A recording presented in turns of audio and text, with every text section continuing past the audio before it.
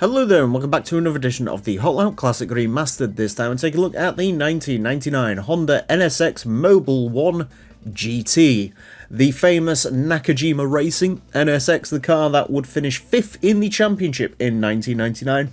The Mobil 1, a very simple livery, but one that I think has gone down as one of the sort of classics of classic JGTC. Personally, for me, it's just a white car with stickers, but then again, so was the Calsonic. That was a blue car with white stickers, so who knows. It does look sort of classically cool, and I do have to admit, when I think of this generation of NSX in JGTC, this is the first car that comes to mind. Obviously, I do prefer the Raybrig and the Tacta, but I think this. Maybe it's because it's in the intro for this game, I'm not too sure.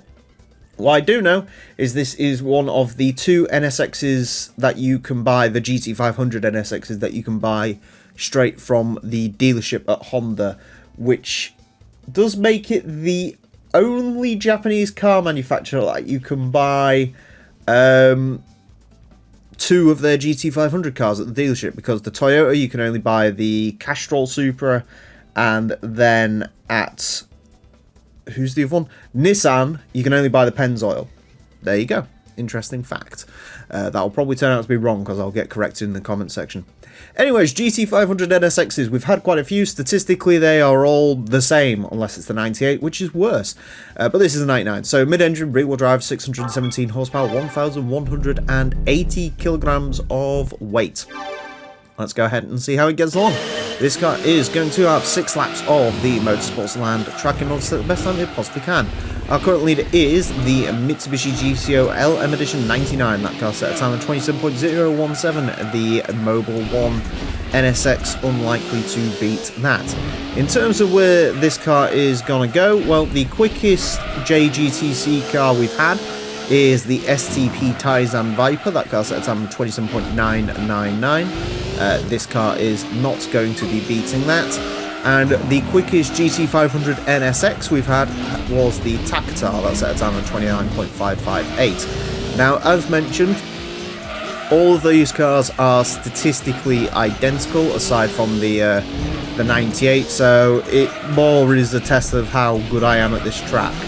That's usually the way to do it. So yeah, obviously, if you was to be completely scientific, there you go, 28.515. Interesting.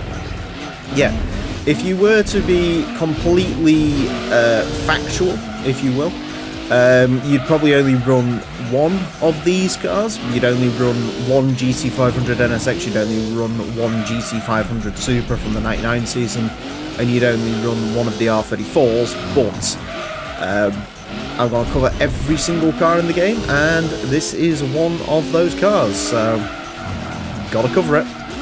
Not that I'm particularly displeased in this case, because the NSX GT500 car is quite a nice thing to drive. You have to be a little bit careful with it, because it definitely takes no prisoners, but if you can get the hang of driving this thing, it is a very nice car to drive. That naturally aspirated engine just gives it very consistent power delivery. It doesn't sort of snap or have any sort of weird oversteer moments, as long as you're sort of careful in it. For me, it's my favourite of the GT500 cars to drive. It's this and the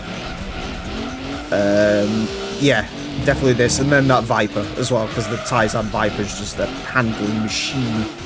But yeah, this car is very nice to drive. The Supras and the Skylines have turbocharged motors, which can cause them some issues in regards to like turbo lag, and they can get a little bit wayward.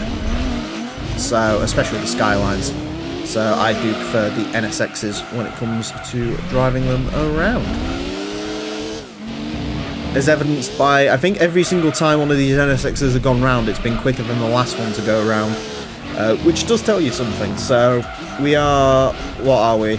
Officially 0.015 ahead of the previous record for one of these cars. So yeah, I don't actually know which one of these cars was the highest finisher in 1999. I know the Raybrig is going to be the last NSX GT500 car we cover. Spoiler alert, I've still got the Castrol Mugen car to lob around, but I think the Raid Brig's going to be the last one because it's the coolest of all of them.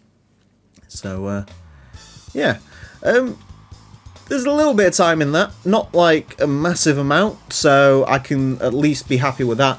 Interestingly, actually, through the, down the straight, this is actually almost as quick as that GTO LM, despite having like 4-wheel drive traction and about the same power as this, so I guess that's the power to weight ratio speaking there, but, yeah, interesting nonetheless. A 28.382 will place this into 25th. Goes in between the Mazda RX-7 GTC LM Edition and the Wed Sport Celica. It's quicker than the Altezza LM Edition, the Storia rally car, the FedEx 300ZX that we had go around, and as I mentioned, I don't think you'll see it actually because there's a lot of cars between it, but it is about 0.015 up on the Tactar. So, yeah, a good shout. Again, it's not as good as that Tizen Viper, but I don't think anything's getting close to that, because as it turns out, I thought that car was, like, I had literally never driven the car in the game before, but a lot of people in the comment section said that car's just known for its amazing traction.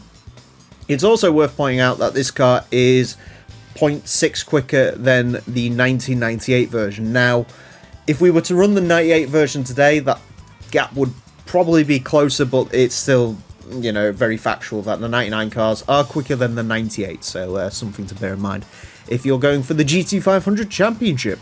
Anyways, that is it for this episode. Thank you all very much for watching. Join me next time when I'll drive something completely different. Until then, farewell.